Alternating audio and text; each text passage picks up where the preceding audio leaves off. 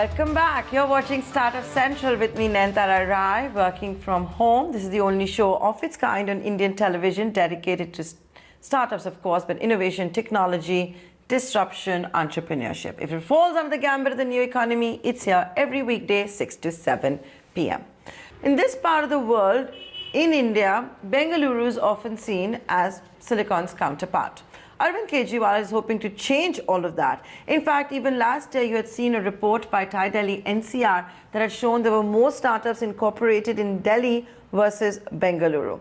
But here is Arvind Kejriwal once again promising to make Delhi the startup hub, this part of the world. Like it is happening all over the world, Delhi's economy also has been very badly hit due to coronavirus pandemic. Many businesses are struggling today to stay afloat, and many people have lost their jobs. While all businesses are struggling, I can understand that startups must be facing an even tougher time. Delhi government is committed to ensuring that we bounce back strongly from the impact of COVID. We want to create all the necessary conditions for businesses and especially startups to flourish. I am happy to note that Delhi has already taken a leadership position in India as a destination for startups. According to a September 2019 TIE report, there are over 7,000 startups from Delhi-NCR region. This makes Delhi as the region with the highest number of active startups in the country. It is estimated that the valuation of the city's startups is about $50 billion. The region has also produced about 13 unicorns like Paytm, Oyo, Zomato. At least one new unicorn has been emerging each year since 2013. And between January and June 2020, 109 startups were founded in Delhi-NCR, the highest number of startups being founded in the first 6 months of 2020 in India. The report also states, the TIE report, it also states that Delhi-NCR is set to become one of the top 5 global startup hubs with 12,000 startups and 30 unicorns. Their cumulative valuation will be about $150 billion by 2025. Of course, it is not a given, and that is why Delhi government is committed to taking all necessary actions to ensure Delhi becomes a preferred destination for startups globally. Possible to walk the talk and really make Delhi the next big startup hub, this part of the world. I'm being joined by one of the leading members of Delhi-NCR, as well as the founder of the Indian Angel Network, Dr. Saurabh Srivastava. Thank you for joining us on this edition of the Startup Central. This is Nayanthara. It's always great to have you on the show. Look what the Delhi Chief Minister is promising. You know, he's also promised collateral-free loans, a dedicated helpline. He's obviously, delighted that we've seen more than 100 startups being incorporated in the pandemic year in the first 6 months.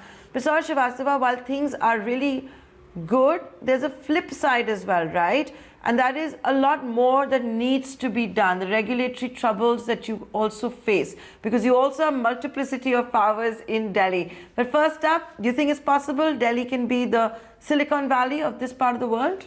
Well, let me start by saying that in the first place, we didn't think Delhi was number one. When TIE did the study, Nayanthara, we had no idea. We thought Bangalore was number one. So it was a surprise to us that actually NCR was number one, and within NCR, Delhi was number one. So that is the one that actually gave the fillip to say, look, hey, we haven't realized that there's so much happening here. Why don't we focus on it? Because we were not sure that government in Delhi understood the role it was already playing in the startup ecosystem. So we obviously Can we do it? Yes, absolutely. Because look at what we've been doing. And therefore, we also identified areas that actually we still needed to do to kind of make sure that we can walk the talk. We said, look, we need to build world-class affordable startup hubs, which we haven't done in Delhi. We can. Seed and early stage investment. We identified that although we are doing well, that's an area where more needs to be done. We needed to improve the quality of incubators and accelerators and really make sure we're developing a lot of tech and entrepreneurial talent. So clearly more work has to be done without any question. And the Chief Minister, Mr. Arvind Kejriwal, was very receptive. He realized where we were. He realized that the journey won't happen just by itself. There is competition. And that's how this whole thing came about. The policy came about. I must say to his credit that he's deeply involved industry in it in every single way. Yeah, please go ahead.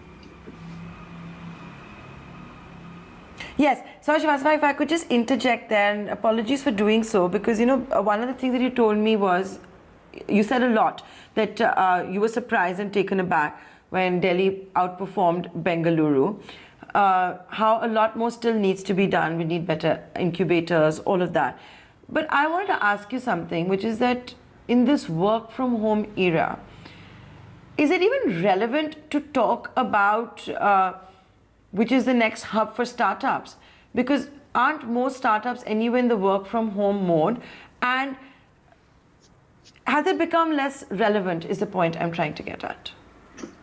Well, one is, Nantara, you're not looking at the next 12 or 24 months. You're looking at the next 5 or 10 years.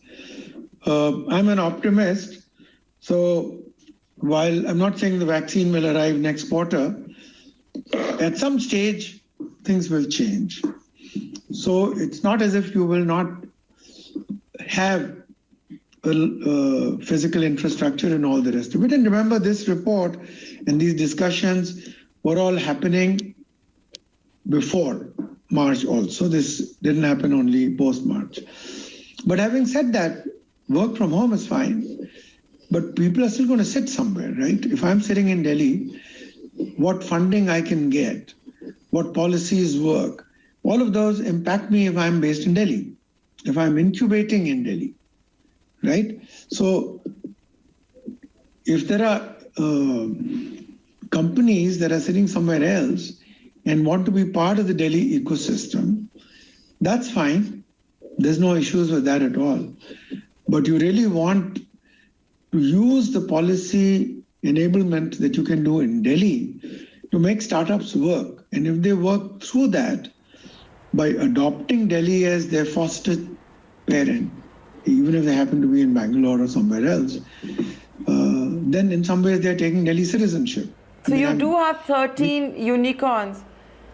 So you do have 13 unicorns coming from Delhi, one unicorn every year since 2013, as Arvind Kejriwal pointed out. Before I let you go, Saurabh Srivastava, because you've also been talking about enablement of policy, something that your peer at TiE Delhi-NCR and someone that everyone in the ecosystem looks up to, Sanjeev Bikhchandani, has now raised, which is of flipping. That how it doesn't matter where you might be, whether you're in Delhi, Bengaluru, Mumbai, the fact is that they're flipping and changing the domicile of their country. You're losing your IP because the policy is not enabling, it seems, in any city, right? And these are central issues, state level issues. I want to get your views on this. So the point Sanjeev makes is very valid. We lose wealth when a flipping happens. And so the ideal scenario is, why does it need to happen? Why should it happen? So we need to address two things. There's a carrot and a stick. So we need to discourage that from happening, but we need to create an environment where the need for doing so goes away. Right now, people feel the need to go away, to flip, because they need a lot more capital in their journey. India doesn't have the depth of available capital like the US has and China has. China has a lot of state capital. So companies flip because they need foreign capital, and that foreign capital is saying, I'll only put it if you flip here, because the Indian tax jurisdiction is a problem, it's unpredictable, I don't want to be part of it. So they have concerns with our policies. Otherwise, there's no reason why they shouldn't invest in an Indian company.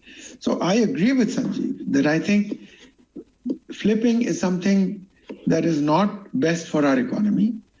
But to change that, we have to do both. We have to take away the need for flipping and then make sure that the companies don't flip.